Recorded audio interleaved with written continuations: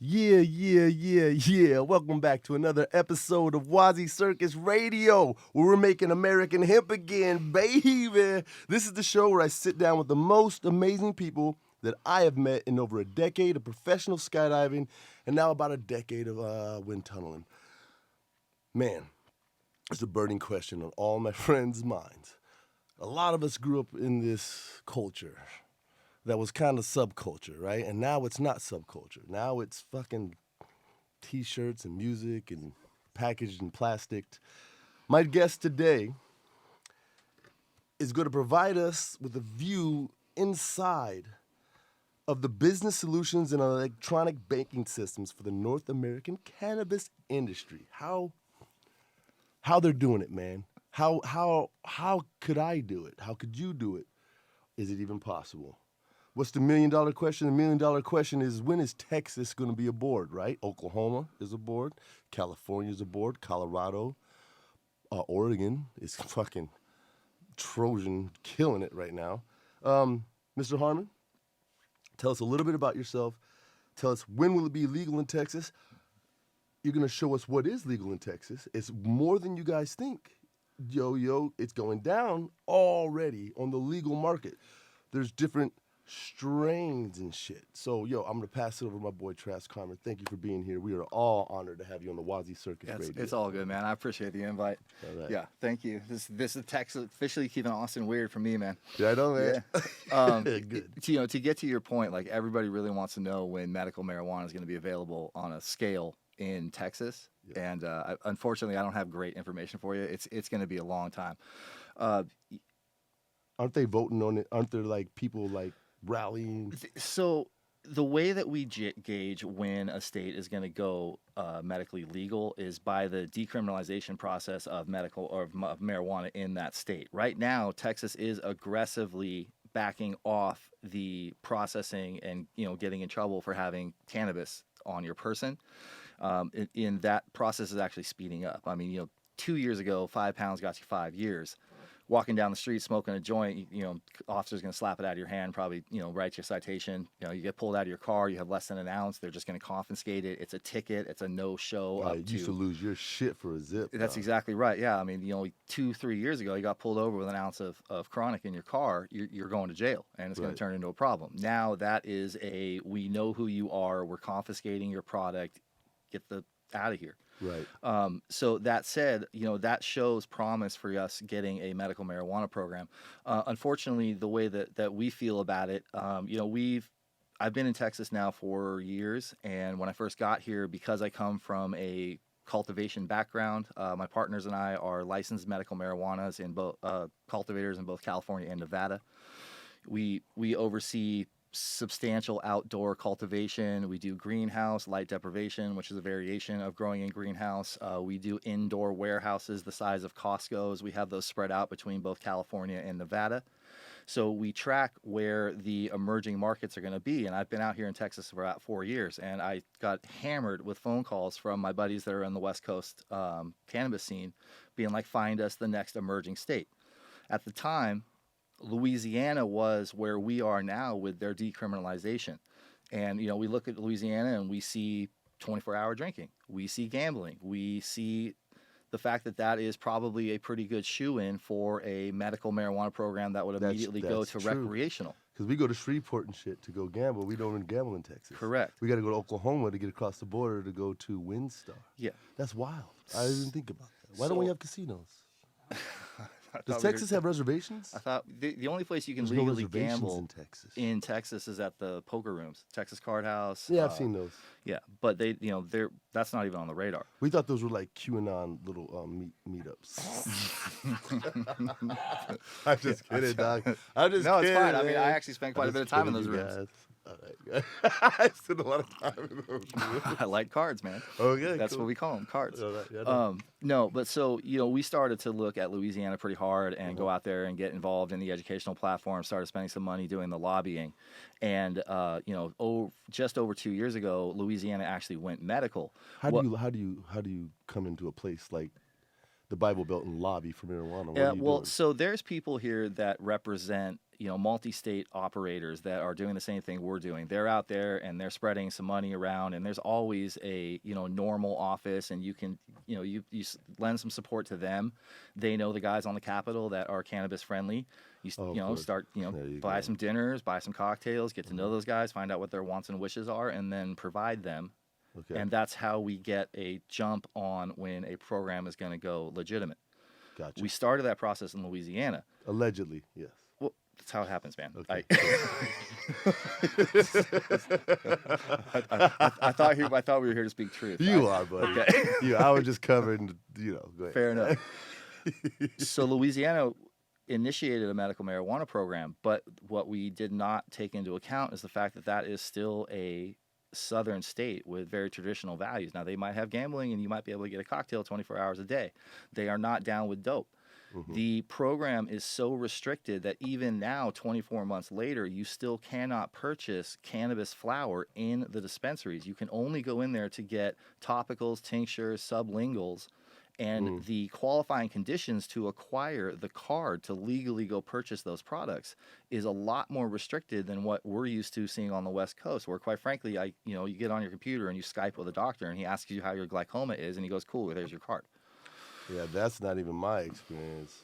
My experience is people I know just land and go straight to a place and spend a bunch of money.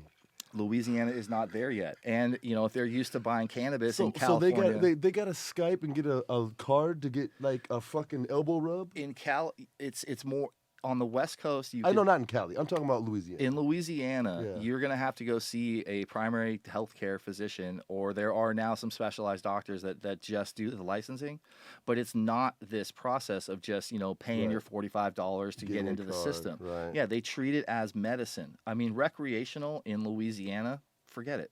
And I personally feel that here in Texas, we're going to see an even more restricted policy. Aren't we more free here in Texas? That's what we were taught. That's what I feel. I can do whatever the fuck I want. Other than smoke legally. Or grow. Or grow. Right. God damn it. I mean, also, don't forget about the fact that Texas, by the letter of the law, for over a year, already has a medical marijuana program. Now, that program should be legal, right? And they stopped. My understanding is they stopped the whole street thing because they can't. The testing is so expensive to see if it's marijuana or hemp that they just say fuck it. Right? That's so where the decriminalization starts to come in because of those problems. 2018, the federal government made a distinction with the Farm Bill and they said that any cannabis that has less than 0.3% Delta-9 THC in it you're right. will be considered federally legal, which meant you could cultivate, sell, manufacture all of the systems that we use in the hemp markets that are applicable to the cannabis markets. All of that became legal on a federal level. Texas itself has restricted even what the feds say that you can do.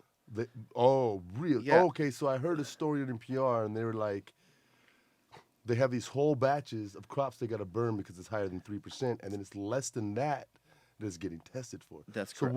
What did Texas limit that to? The Texas laws are very, very similar to the federal laws. It's in the compliance and the processing of who you are or who your corporation is to acquire one of those permits, especially in cultivation. Let me tell you a story, man. There's 3 companies that are licensed to cultivate medical marijuana in the state of Texas. We applied for those licenses as well. 42 companies applied. 3 companies won. They paid over $1 million for a hemp cultivation license, and they pay over $100,000 a year in maintenance on that license. And the cannabis that they can grow has to be less than, it's either 0.5 or 0.7% Delta-9 THC. No shit. Now, these guys are not making money on those products. In fact, 2 of the 3 licenses is not even been implemented yet. The only one, I believe it's Compassionate Cultivation, has a greenhouse, and they are making distillate out of indoor grown CBD flower. So it's just flavored shit then at that point. It right? is a non-psychoactive component or non-psychoactive analog of the Delta-9 or medical marijuana program. Okay. So what you got to understand is that the federal government thinks that Delta 9 THC is the only psychoactive component in the plant. That's how the whole less than 0.3% started to separate hemp from cannabis. Okay. Everybody needs to remember it's the exact same plant. It looks the same, it smells the same, the smokability is the same. It's simply the fact that it does not have a higher concentration than 0.3% Delta 9 that classifies it as hemp versus cannabis. What is a Delta? Delta 9 is a tetrahydrocannabinol. THC. But there are multiple THCs. Delta 9 THC is the psychoactive component of medical marijuana that gives you that heady or body feeling. It alters your state. That is the Delta 9 THC. As the hemp markets have matured, some chemist friends of mine have figured out how to take CBD from the hemp plant and then run it through a fractionation process that we call distillation and convert it to what's called Delta 8 THC. Delta is 8, that psychoactive? Oh yeah. Yeah, absolutely. Yes, That's man. gringo. Yeah, that is our business model. We are focusing because Delta 8 is taken from a hemp-based material. It's still federally legal.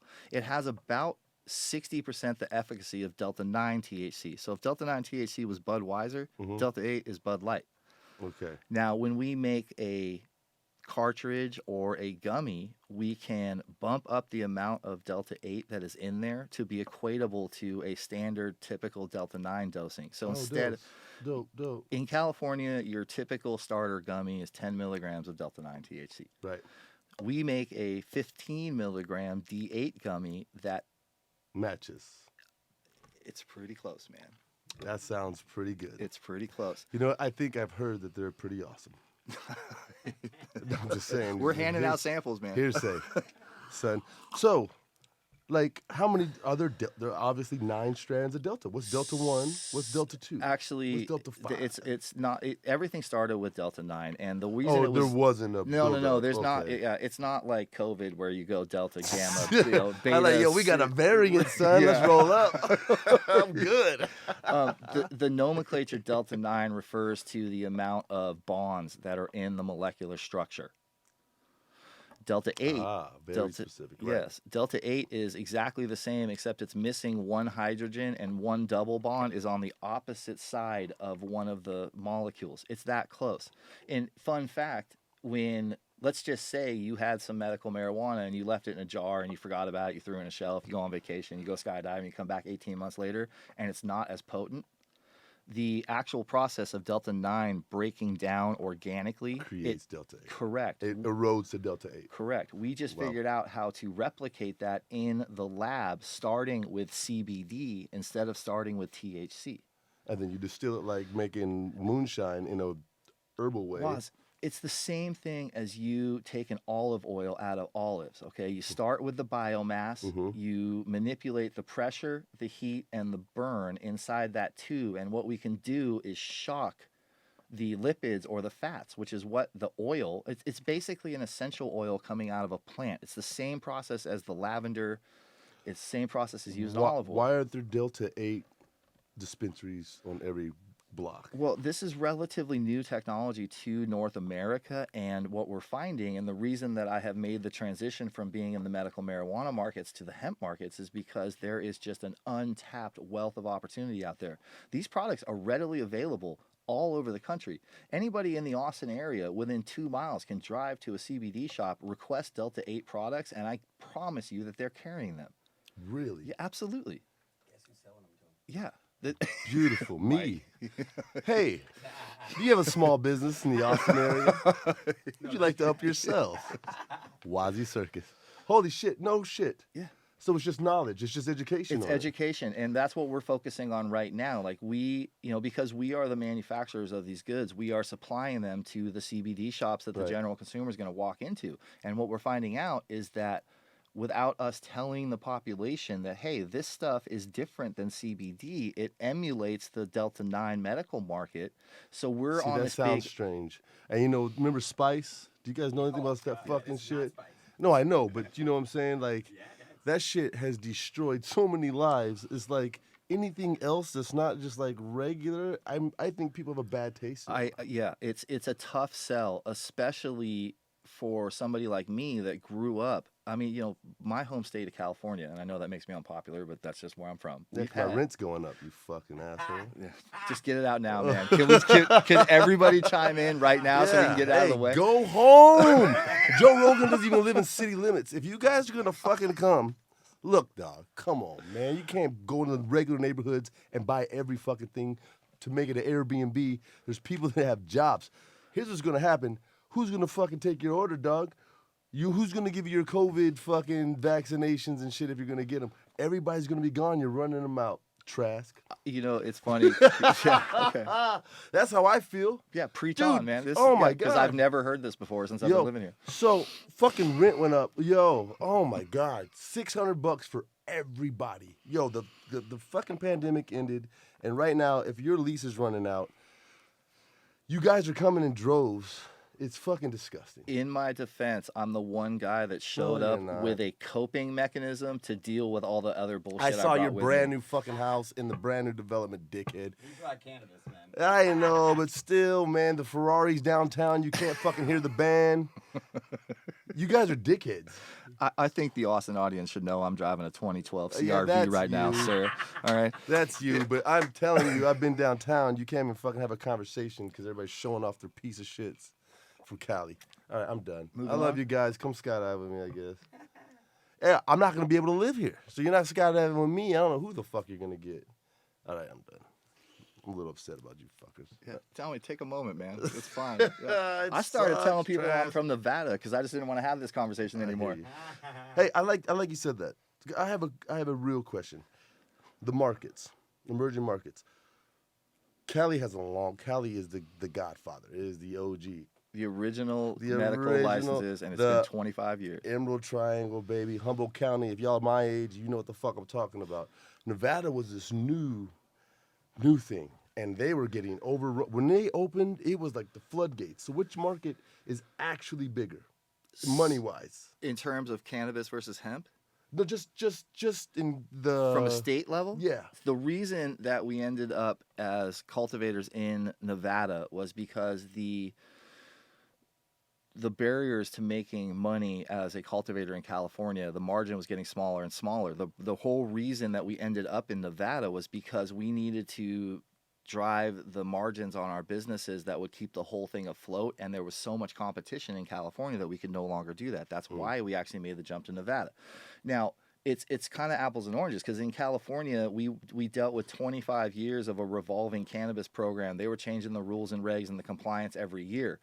Nevada was one of the first states to just go straight to recreational, and it cut out a lot of the red tape and made it easier to get into the market, given the fact that we had experience and could show due diligence on these sort of business solutions in the state.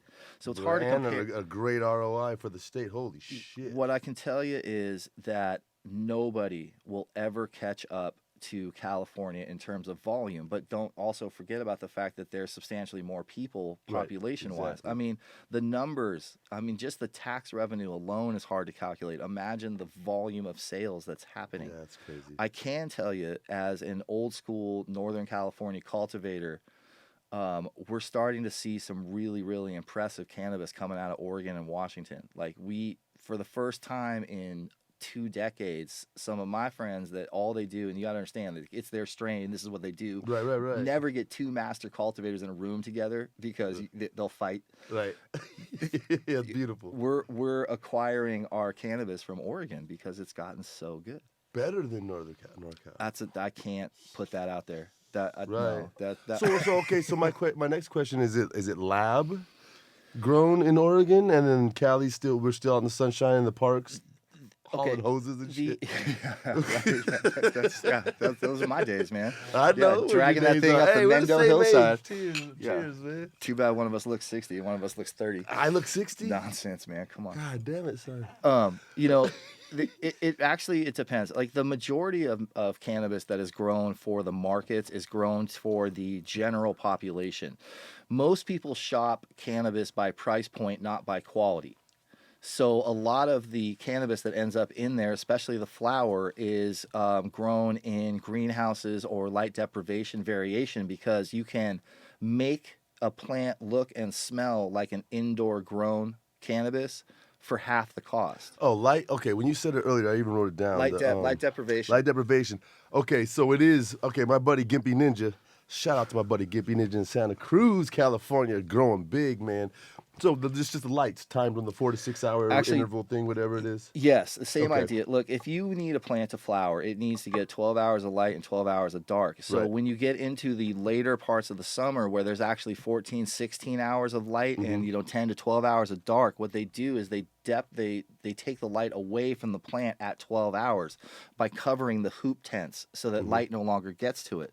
That way it stays on cycle. That is light deprivation. Cycle, The got it. other side of it is that when you're early in the season and you have greenhouses that are indoor and you're only getting, depending on what latitude you're on, you might only get 8-9 hours of sunlight.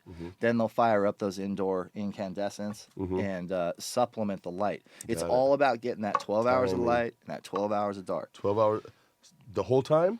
Well, not from the plant's inception. We grow from clone or tissue culture. Right. You know, we take a baby off the plant and we put that baby in its own pot, in its own soil, in a special bit of magic that we like to put in the soil. Right. And we put them under a lower lumen but 24-hour light cycle. Okay. The plant thinks that it's growing all the time. It thinks that it's light all the time. Therefore, it shoots up. The plant will not flower unless it gets light and dark. So what we do is we use 24-hour light to bring them up, get them strong, get them to the height that fits the grow environment, and then we transplant that into the flowering stage, which is 12 and 12.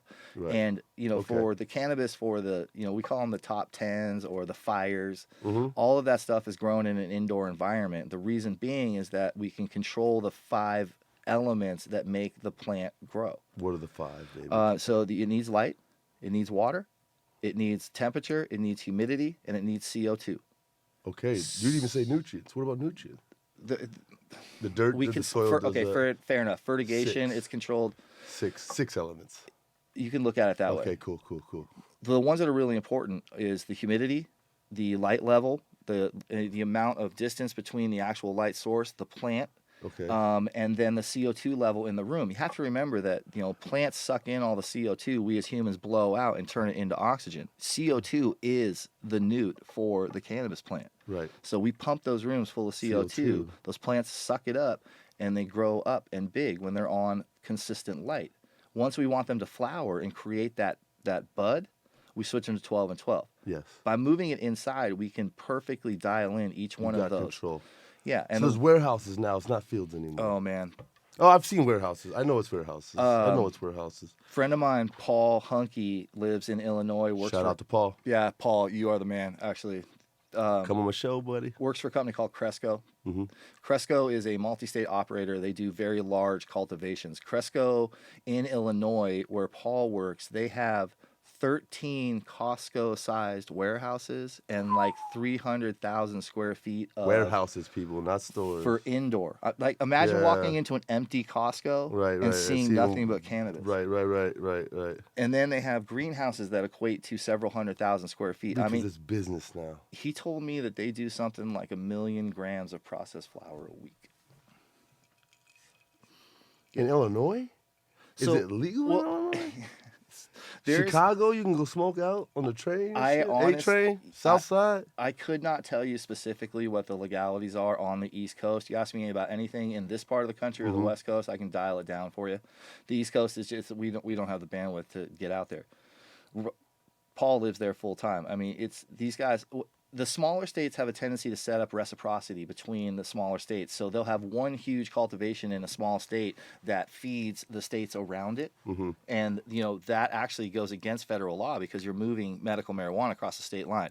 Those 3 or 4 states will get together and be like, look, you're going to be the cultivation state. We're going to be the dispensing states.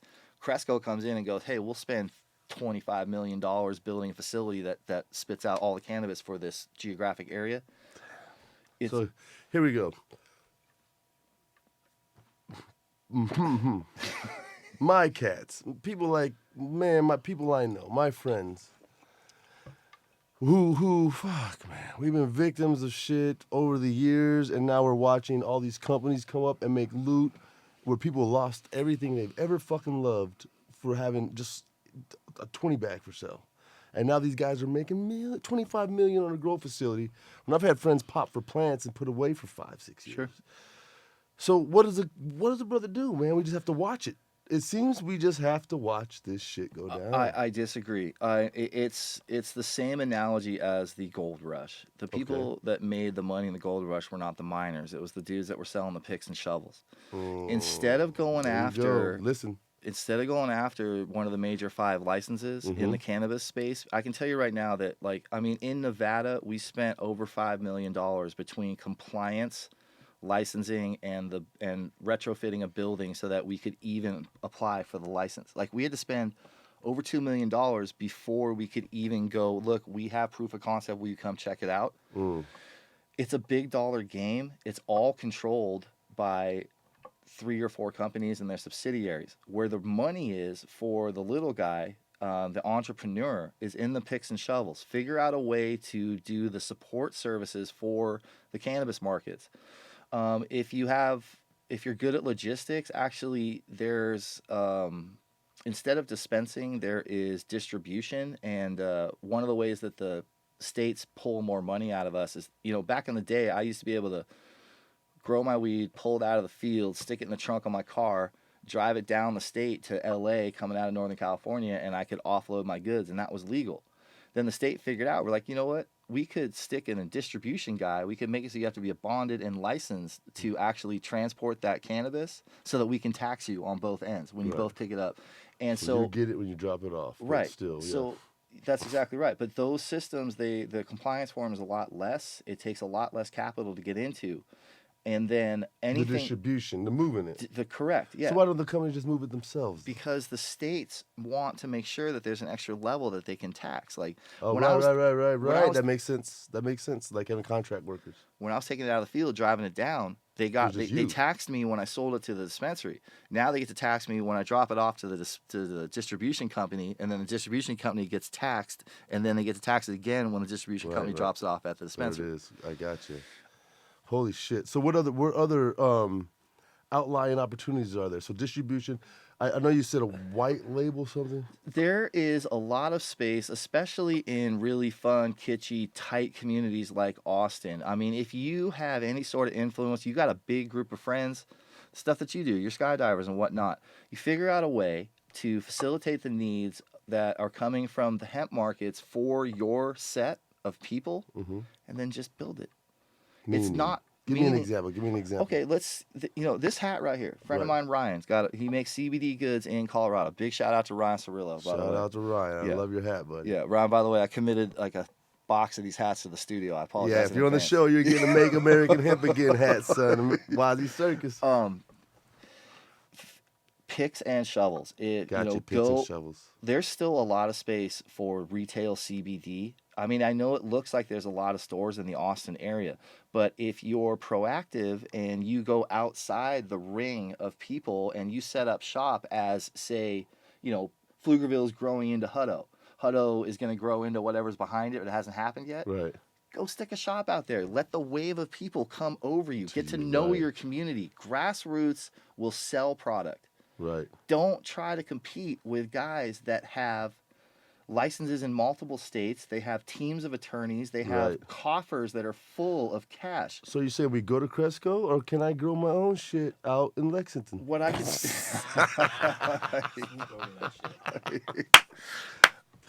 Yeah, I'm just kidding, Seth. This actually, if you're talking about Texas specific, this is a good time to bring up the fact that the way that the hemp markets are shaping up in Texas is that this is going to be a primarily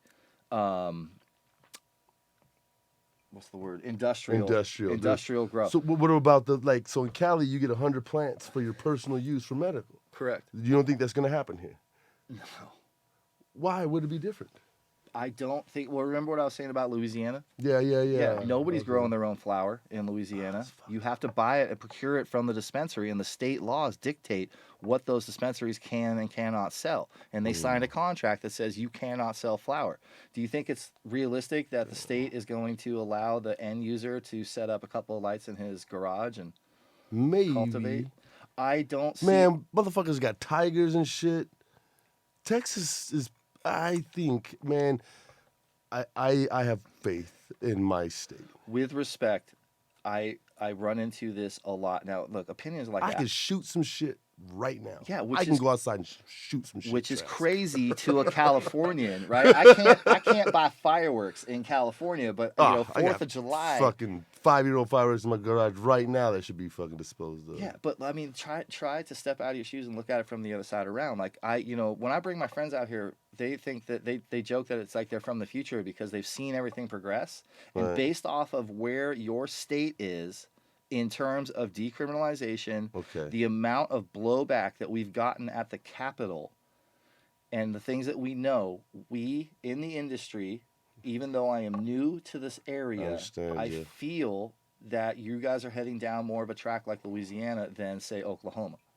Now, I will bounce back with this because when it comes to industry, jobs, and money, it holds a lot of weight in Texas. And I think if the numbers are right and the people hear that it's going to go to the social services and they structure it right, I have faith still that we're going to do. I think we'll make better decisions than fucking Louisiana, buddy. I believe that Texas has already handicapped your medical marijuana program. Look, I mean, look, there's guys that are producing. I don't know anything. I'm just talking. Look, it's illegal to grow any. You have to have a license that costs $1 million just to grow 0.5% Delta 9, and all they're doing is turning into sublinguals. So what about Delta 8? Can I grow Delta 8 all day? So Delta 8 is not, while it is naturally occurring in the hemp plant, it's in a very small amount. To create Delta 8, we use CBD isolate, and then we manipulate the structure. CBD molecule. Hand me one of those. This is the isolate the structure. So hold on. Run me through this. How do I get the big one? How do I get this legally? This is Delta 8. No. This is not real. No. Delta 7. What you're looking at. I don't know what it is. It smells real. Son. It's the gamma. What you're looking at is CBD flower that was cultivated by a friend of mine up in Oregon. He grows incredibly high-end CBD flower. That is not a Delta 8 product. Oh, I didn't know what the fuck that was. I didn't know this guy. Oh, this is legal. Yeah, it's mine. It's cool. This flower has less than 0.3% Delta 9 THC in it. Therefore, it's legal. This is legal. Yes, and look. I go to 6th Street right now. They won't give a fuck. Let's think. Let's go to Pflugerville. That doesn't count. We're somewhere in Austin, and I'm smoking a joint with this. Totally legal. And the cop's like, yo. Totally legal. You know what? They don't even, dude, shout out. God dang, I got to say, shout out to Round Rock. Not even for this, but we've got great police officers here. Oh, yeah. Oh, my God. Just good people that, like, talk to you. I'm used to getting barked at in Arizona. They'll ask you a question. So if I was smoking this, they probably would not harass me. But if they did, how do I explain that? No. This is Delta 8, bro. This is legal. That's crazy. Look at this. Will you pull out one of the packaged goods? If this was in my trunk of my Navigator and I got pulled over, your dog's going to jail, Delta 8 or not. How do I prove it? What do I do, Trask? That's ridiculous. So what we do is we break them down into sellable units. This packaging is designed to allow for that to happen. There is a QR code on that product. Okay. You scan it with your phone, and it brings up the certificate of authenticity. All of our products are anything that has Delta 8 or a hemp product.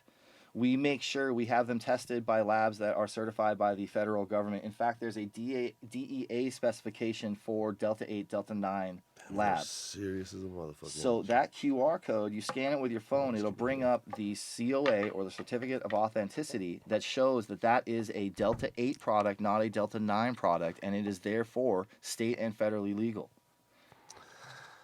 That looks like 5 years to me. So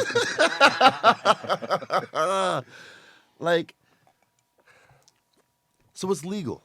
Delta 8 is... No. Weed is legal. Like, hemp, but it's super weak. So let's say somebody that smokes regular Delta 9 and they roll it in regular sized cigar things called swishers, and they're about that big. They have to like 3 of these to get one of the regulars of the, what is it called? The OG Granddaddy Kush, I believe is what it's called. It's easier to say GDP, but GDP. Yeah. So this is what to GDP? 1/20th the impact. So it would take 20 pounds, 20 of these bags to equal 1 GDP. Yes, unless That's a high hill to climb. unless you infuse that flower with Delta 8 distillate, which is what you're holding in that jar right there. Then it emulates the cannabis smoking experience. It gets you very, very close. Hold on. We emulate Waz is coming around. with the distillate. Yo, the distillate. So you break down the CBD, you take the distillate, you feed it into the water that's going into the Delta 8, and that ups the psychoactive effect, and that's how you can match the Delta 9 legally because of the distillate. So you guys are just jumping through hoops to get around shit. Correct. What I'm telling you is that any Delta 8 product... How can I prove this shit in court, son, with my public defender? It's not... The fuck if I gonna get by? It's Delta 8, baby. I got that shit from Cali. Oh, that's funny. I hear you. It's a white dude's game right now. It's a money game. It's cool. I understand. I accept it. I think it's beautiful that it's coming. I think the products are beautiful. I think it's an alien. You know, it's as strong as steel, but it's as light as styrofoam, hemp, right? It can be transferred into, we could wipe out, we don't have to cut down another tree if we grew enough hemp. We have some... We could build cars.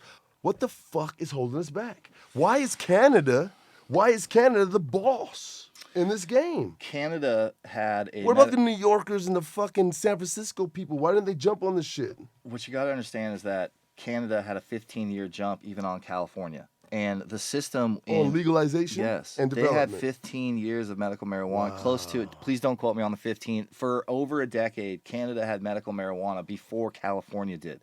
Just because we were growing it in the hills didn't mean we had an actual sanctioned program. They had a program with labs, doctors were testing, they were going Correct. big. Yes. It's sanctioned by the government. Now, here's the... Because they're big, you guys. They're the big boys in the fucking American game. Am I wrong? Anybody want to do some interesting... Check out a company called Tilray. Tillray. Okay. These guys are monsters. These guys are transcontinental shipping containers full of high-grade medical marijuana all over the world. These guys are filling box trucks, putting them on ships, and sending it to the UK. That's where they're at in Canada. We spent some time up there talking to those guys, and big ups to Canada Medical, man. They were. The thing about it is that originally when the program started, there was only 3 cultivation licenses given out to 3 companies. Those 3 companies have turned into monsters. They're all publicly traded companies. Tilray they're up to stuff that we can't even dream of. And Tilray's a traded company on the market? I can find them on Robinhood? Yes. All right. But I wouldn't... I'm just saying. Check out Cresco, Tilray. These are the monsters. And here's a fun fact. The Canadian conglomerates actually own over 50% of the medical marijuana licenses in the entire country here in the U.S. That's what I'm saying, in North America. The Canadians own over half of the medical marijuana infrastructure for the U.S. already. So when you guys hit that shit, you got to be like, eh. Yeah. That's so stupid. I'm sorry. I'm going to start putting gravy on my fries. This is so good. It's so good. Holy shit. So it just feels like Tesla's entered the game and everybody else is just watching. It kind of feels like when it comes to Cresco, Tilray. What are some other big ones? There's some big fucking companies, man. Yeah. Well, they're all conglomerates of the Canadian multinational. Damn it. Yeah. Look, man, you want to get into cannabis. Let's stop talking about cannabis. Pigs Start and talking asses. about hemp. Okay. Texas, we know for fact, will be the single largest producer of industrial hemp and hemp products in the nation. So give me this. How do I get, if I got some seeds from you, how do I remove everything out of it and just grow hemp legally? Like just non-psychoactive fields instead of hay and corn or soy, right? Waz, as Waz. a farm, Waz, man, I'm Sure, sorry. Trask. It's right in front. But yo, how do I remove?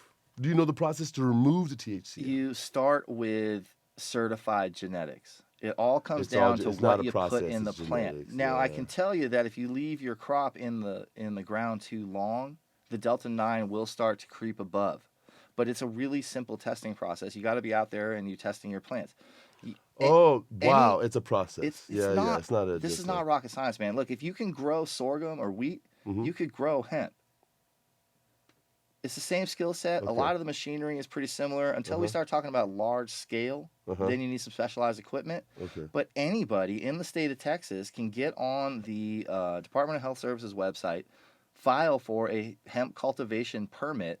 It's a very simple process. There's no vetting. You need to have some sort of cultivation. Your land has to be licensed or for that process. Like you have to be growing something already. Okay.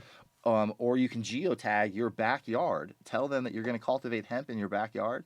Pay your $275, and you can throw a seed in the ground tomorrow, completely legally. Now, don't mistake that for thinking, oh, I'm gonna, get on some Amsterdam website, buy some, cannabis, and throw it in the ground.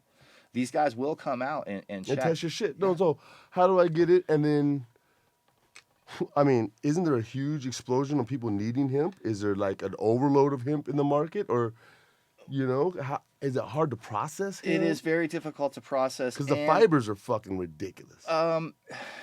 For the industrial side, yes, and currently people are starting to set up processing plants. It's actually interesting. A lot of the machinery that was used for grinding wheat and corn and whatnot, these high pressure mills, these guys are starting to convert them over to processing the hemp. There's a project going in Harlingen, and there's several $1 billion going into a facility that is meant to handle the entire south of Texas, where everybody just pulls it out of the field, throws it on a truck, jams it down to the processing facility. They buy it in bulk because they have the connections and the shipping connections to move that product offshore. It's a doable thing. Unfortunately, if you are growing hemp for the fiber, you're decording the stalk and you're selling that stock. That stock's only worth about 15 cents a pound. So it's an economy of scale. Until you start growing several hundred acres, you're not going to make any money. The one caveat to that is that we can grow hemp in the same plots that are not being used in the off-cycle cultivation of things like wheat and sorghum. Right. When you're moving shit around, Your- the hemp will Your bumper crop. Yeah. Rejuvenate the soil. So hemp is actually a weed. It is not a plant or a flower. The distinction between weeds and flowers is that weeds actually put mineral and nut back into the soil, where flowers and anything else Food takes removes it nutrients. for us to Correct. eat. Yeah. So it's advantageous for a farmer that's down in Pearsall that's got a 60-acre pivot. He rips his weed out. Go sow that thing with hemp, because the hemp will not only Rejuvenate. increase the soil content. It's a lot of opportunity out there. Yeah, unfortunately, the infrastructure to facilitate all these things is not there yet. Like, we can grow hemp, but we don't have anybody to process it. There's several guys that started legitimate labs for extracting CBD from smokable flower. Nobody has the infrastructure yet to facilitate decordation or making of products. And there's a major hole right there. If you guys want to make some money, start looking at processing of industrial hemp anywhere, making a product. and not necessarily even making a product. The people out there already have uses for it. Actually, here in Texas, the oil and gas companies have a use for it. We're developing a hemp-based pellet that is used as a fuel source for the fracking rigs. It's cheaper. It's got another biomass. It's shit plant. It's you're not going to eat it. You're not going to smoke it. Right. But you can turn it into a pellet and burn it cheaper and run the fracking material to the And industry. we can make hemp for the smokers. Right? You have a hemp smoked steak? That'd be disgusting. It might be delicious. I think you look. It might be Would delicious. you go buy a steak? I would, just to try it. Right Uh-oh. there is your pick and your shovel. WazzyCircus Mesquite, baby. Got a pick and shovel now. Man, that is okay. So yeah, the peripherals is how you get on it because the guys are already in on it. Yep. The guys are already in on The it. big dogs own the medical marijuana space. Here, the emerging market is the hemp space, not only from a CBD and wellness perspective, but from a industrial perspective. The cultivation, the distribution, the processing. I mean, the things that we're working on that you can do with hemp will blow people's mind. Like, there's things I'm not telling you because I don't want I know we talked about it a second ago. I know. Yeah. That's beautiful. anything. One of the things, like the big socks, like when you have an oil spill out in the ocean, they throw down those big socks to contain the spill. Yeah.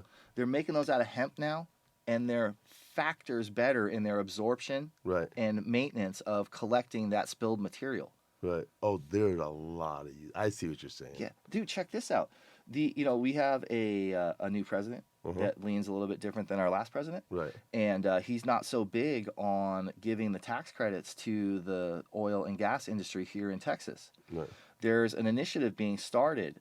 Hemp sucks in more CO2 per pound of biomass than any other plant on the planet. Okay. There's an initiative being started where we're trying to get tax credits for planting hemp around the derricks, the field derricks. Oh, I used to work on a derrick. I know. Okay, so that hemp, all of that erroneous gas that's being spit off, the hemp will suck that in.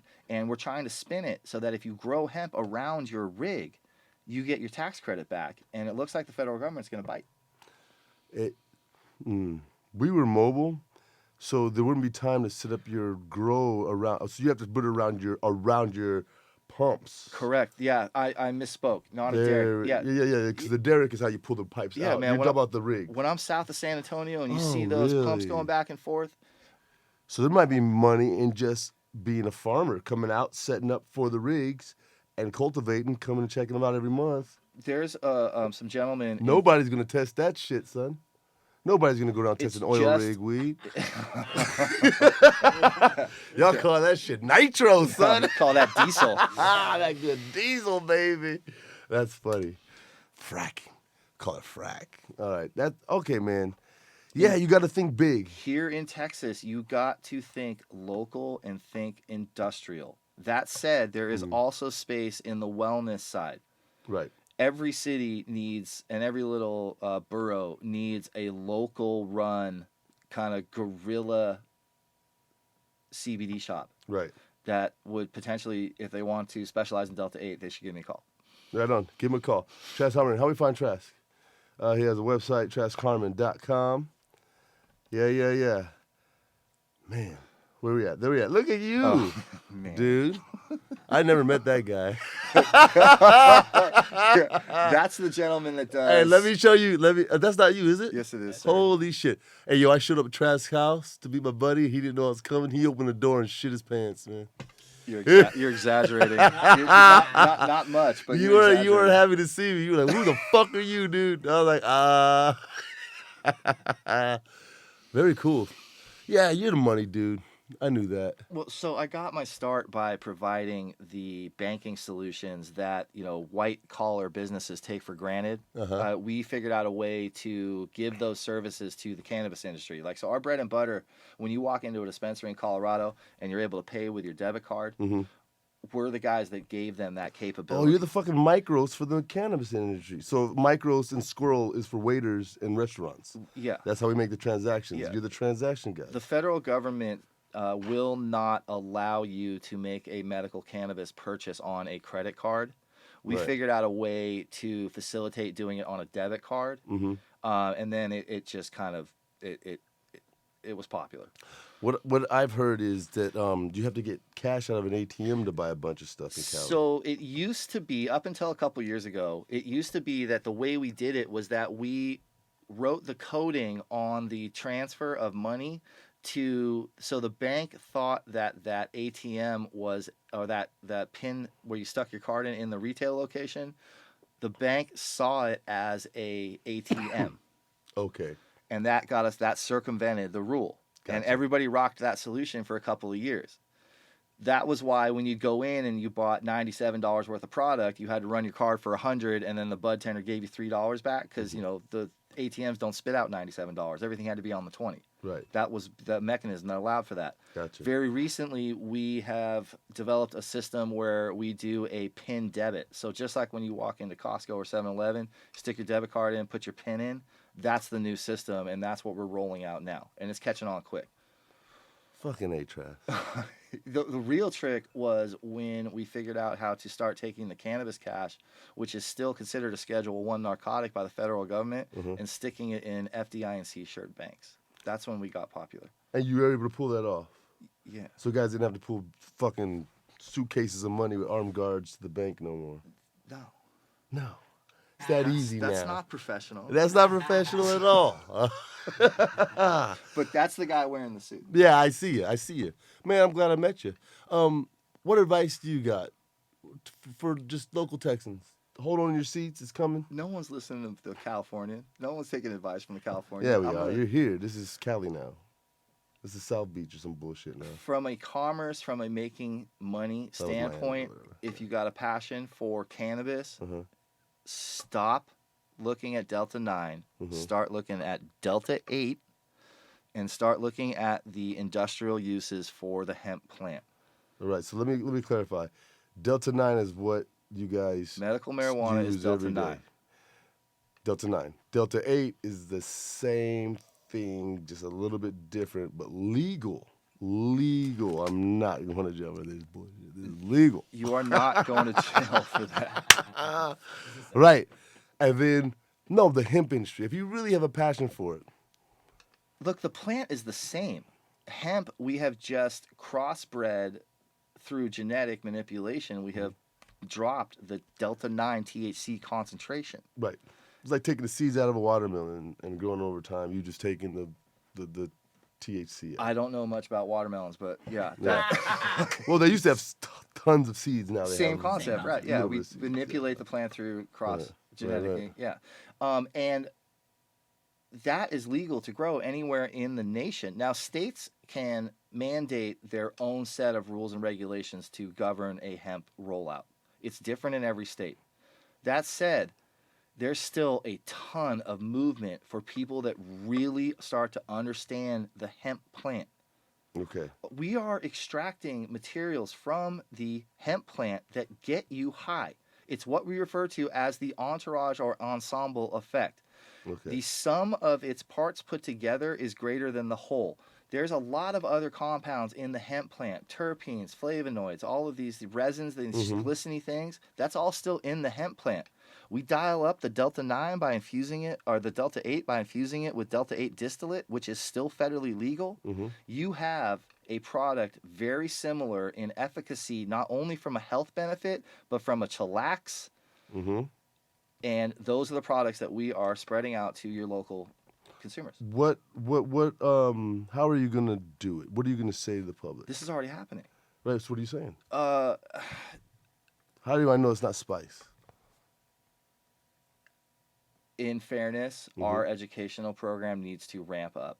Because, to be fair, man, I mean, and this is me, I grew up, I've had medical marijuana in my home state for 25 years. Like, it's gotten to the point where our kids go, I don't want to smoke weed. My dad smokes weed. That's stupid. Yeah. That's where we're at on the West Coast. And so to come from being ingrained in a system like that to the stark opposite of that, where, people just don't have the understanding of the plants that we're playing with. Right. It's like tattoos in Oklahoma 10, 20 years ago. Thank you. That's exactly what it is. It's an educational thing, and we need to figure out a better way to communicate with the public. Right on. WazzyCircus Radio, communicating with the public, educating y'all. This shit's legal, son. Or I'm going to jail. Hey, Mike. So, this is a skydiving podcast. So we're going to do a Friday Freakout, and I'm going to explain, yes, we are, and I'm going to explain that to you, and we're going to watch it. Then I'm going to try to convince you to go skydive. Then I'm going to convince you, after the Friday Freakout, this is tough, then I'm going to convince you to come fly your tunnel time with me. This is something we had not discussed. Yeah, we talked about tunnel time, right? I feel like I'm getting ready yes, to get punked. Are. And then you're going to read the story, and we're going to get out of here too, dog. From the book, remember? Yeah, man, I'm game. No shit that I was. Oh, You did mention that. Yes, I did. Sorry, I'm high on my own supply, man. It's legal. All right. Hey, there's a guy coming on the show in 2 weeks. His name's Brandon. He fucking hooked it in and shattered his hips, and he had a long way back. He's doing tandons and shit I'm now. sorry, guys. What's that mean? Hooked it in. Hooked it in. You'll see.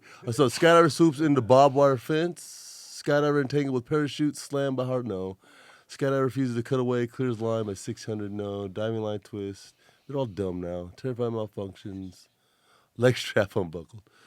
Premature parachute open while exiting. Swoop fail slams into the ground with low turn. There we go. Everything else is dumb. You guys check your fucking gear and you won't have a fucking parachute coming out when you exit the plane. It's dumb. Check your friend's gear, you guys. Don't let somebody get out with a loose pin. That's stupid.